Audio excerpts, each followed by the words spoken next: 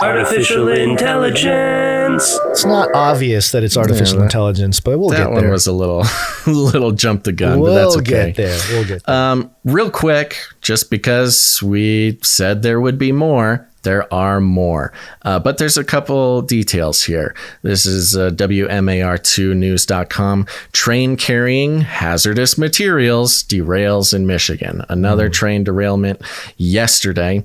And it reads like this. A train carrying hazardous materials derailed in Michigan Thursday morning. At least 6 cars were off the tracks in Van Buren Township, which is about 30 miles southwest of Detroit. Officials say only one of the train cars was carrying hazardous materials, and it's reportedly showing no sign of leaking or damage. And then it goes into more stuff about how this train derailment fuels anxiety across the country, and then goes into East Palestine. Well, fuels anxiety. The job is done. Well, I think that's the first clue. That's the first clue as to what we're going to get to eventually, talking about this is the latest train derailment to fuel anxiety across the country. So they didn't say it was the latest train derailment, period. It wasn't, whatever. It says this is the latest one fueling anxiety. And why is it fueling anxiety? Because they're covering it on the news. Nobody would know about it if it wasn't for the media. Do you have any details on this one? Not much. There is a Fox report of the same story. Train derails outside Detroit, Michigan, with 1 car carrying hazardous materials. I think the sort of not being in the train rail industry, really, my first question was, how often does this happen? How often does a train derail, and how often do they spill hazardous materials? Right. And we did get a quote, not a quote, but a comment on YouTube, somebody named Billy M., who said, as a current railroad employee, derailment happens quite often. So I asked them, how often do they spill harmful chemicals, though? And they wrote back, a lot when a train is built. Hazmat material is on almost every train, whether it's a container or a tank car. For some reason, the media is highlighting these derailments now. I think we know the reason. We'll get into it. That's the question. For some reason, the media is choosing to make this a bigger deal now. Yes. I think we should play this clip real quick. We finally got some comments out of old Pete Buttigieg, our Secretary of Transportation. Pete. Look, rail safety is something that has evolved a lot over the years, but there's clearly more that needs to be done because while this horrible situation has gotten a particularly high amount of attention, there are roughly 1,000 cases a year of a train derailing. Oh, 1,000 a year. Hey, that's like, what? 2.5 a day or something? Yeah. It turns out that's a lot. More than 3 a day. Turns out that there's, roughly 3 train derailments every day in the country. Now, what does that mean exactly? Are they all huge, disastrous, explosions? No. Are some of them just, 1 car derailing in a train yard or something like this? Probably. There's a range of severity to these train derailments. However, like 1,200 a year is a lot of train derailments. That's 4 train derailments a day. Yeah. And this is fun because it's the mainstream sort of catching up to what we've been talking about, which is it has now become obvious that the coverage of train derailment after train derailment after train derailment is more of a product of the media than it is of reality, objective reality. Similar to the balloon situation. We've all since learned that there's balloons over our heads 24/7 watching, waiting for their opportunity to strike. Some hobbyists going up, sending up balloons. So in the same way, we have train derailments. Trains are derailing all the time. And it seems as though, if you have a train and it has 50 cars and it's bringing products here and there, at one train could have millions of products from a bunch of different companies. That's just how transportation works in this country. That's how logistics transportation works. Yeah. There's a pretty good chance that any one of the trains is going to have hazardous materials. And, with 4 derailments a day, it's a chance that one of them will have hazardous materials. Now, it is the goal, it is the charge, it is the MO of the mainstream corporate news media, not simply, or perhaps not at all, report objective facts to keep people, up to date on all the happenings around the world.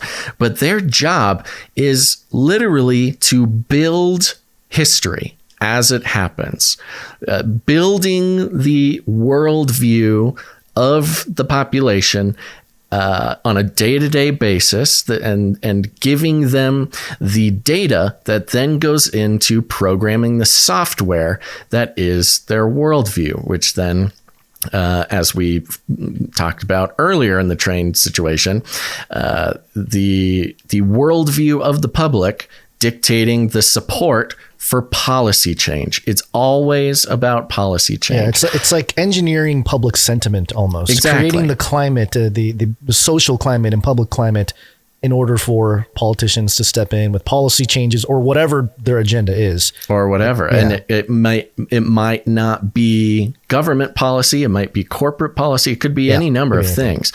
But the corporate media's job is to basically program the public. And this is done through history writing, narrative crafting, worldview creation, programming of the public. So the question there is, why would the foundation of whatever worldview or narrative that the media is currently charged with crafting, why would it have to do with balloons? Why would it have to do with trains? To what ends do the ruling elite class want us to be worried about these things? I mean, you could easily, especially with the hazardous material talk, easily point towards climate change, WEF, ESG initiatives. You can also easily point to, of course, as timing so happens to be with Biden on a regular basis, he's got his infrastructure bill that he's trying to, to gain public positivity on.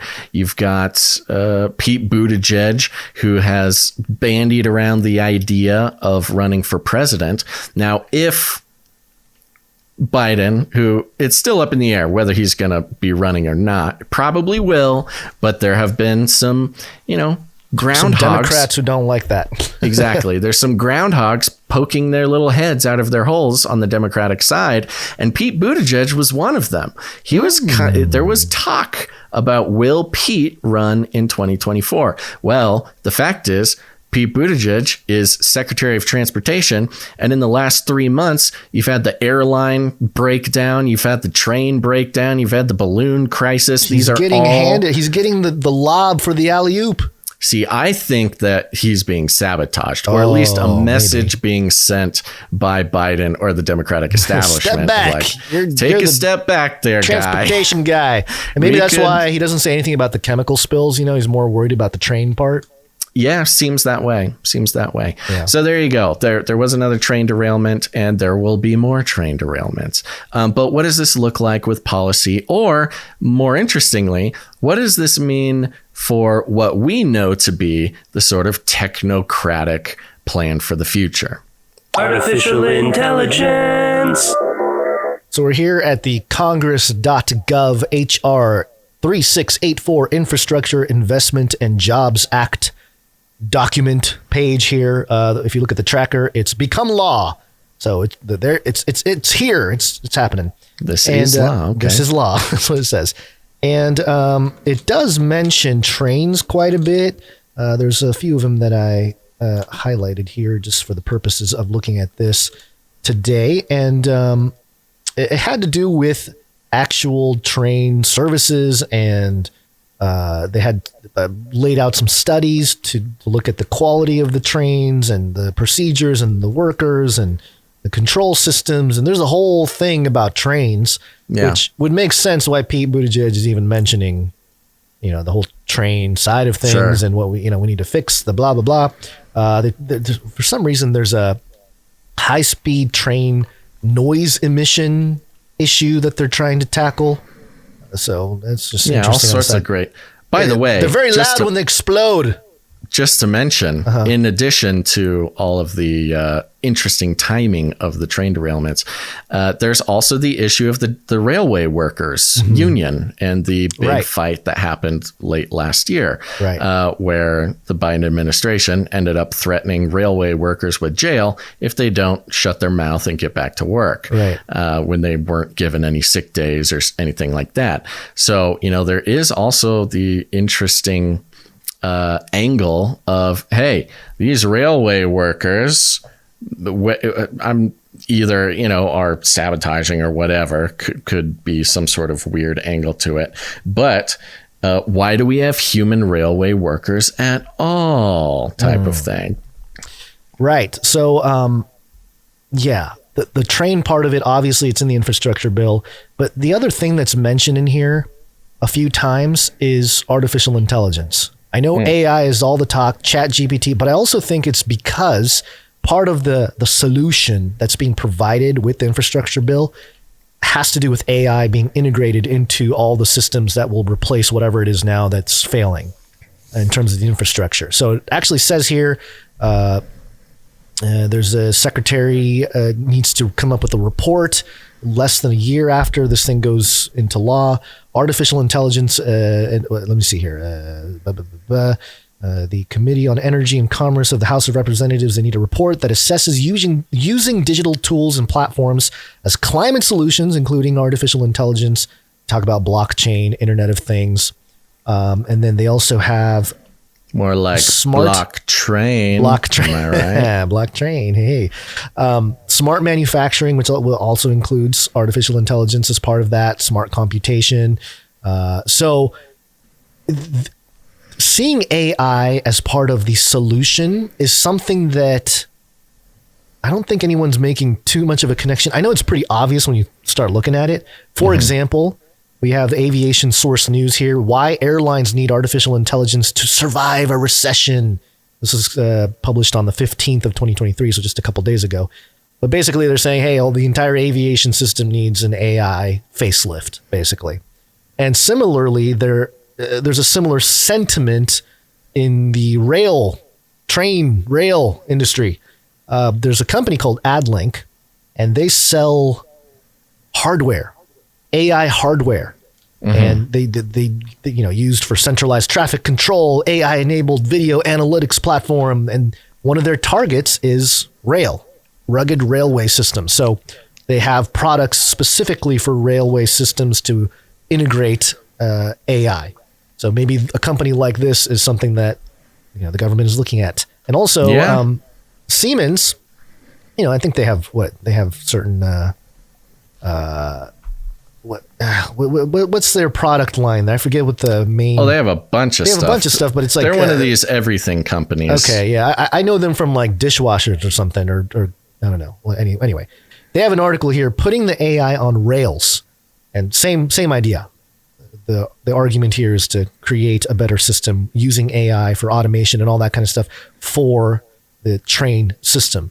So I think, all this chat about AI has to do with stuff like this, where the public is more aware of something like ChatGPT, and made me go down this big rabbit trail about AI being sort of the nuclear energy of the 21st century, where there's some breakthroughs. It's being used in the context of war. Perhaps there is a catastrophe associated with it, like we had with the atom bomb and stuff in Japan. But also afterwards, there's a council that's created, or several councils, world councils, things of that nature, to facilitate the distribution of that technology under compliance and all that kind of stuff. We'll probably see that, and I'm sure this infrastructure bill is part of that. And AI being, again, similar to nuclear energy, there's a real dangerous side to it. But there's also this potentially great side to it where it helps us with climate change and helps us build better infrastructure for our trains and our planes and our. So I don't know. It's part of the great reaction solution to integrate AI and robotics into the rail industry. It's the big, the fuel, the bloodline of the Great Reset, kind of. Or the blood itself. We see it over and over. Lastly, Eric Schmidt is building the perfect AI war fighting machine. It's according to Wired.com, former CEO of Google. He's the guy that they recruited at Burning Man, by the way, is on a mission to rewire the U.S. military with cutting-edge artificial intelligence to take on China. Will it make the world safer? So there you go. I mean, AI is taking over everything, and I think part of the whole train thing, maybe even the balloon thing, is to start integrating those systems into the infrastructure. Right. I mean, that's the Hegelian dialectic problem at work. Solution. You know, you pick a problem that you want to integrate the solution, then you push the problem in ways that are outside of objective reality, and then the fear becomes anger, and the anger becomes an opportunity to manipulate the public. This is just another example of AI getting its open door into inclusion into some formerly maybe unthought of industries. I can picture once they know the shutting off TikTok in the US is going to be a meltdown moment for Gen Z and younger. And I'm wondering if they're trying to facilitate some kind of situation where when that happens, they will have not a product, but some kind of system where you can join the military with AI or help the AI, some kind of AI thing for the military to fight China. This is all this stuff. Wait. How do you get young people? Shutting off of TikTok is going to inspire Gen Z to join the military to go to war with China? If the excuse is because we're at war with China. I think there's a portion of Gen Z that can be politically or emotionally or psychologically motivated to join the military. Somebody get this guy another roll of red yarn. That's he's used it all up, folks.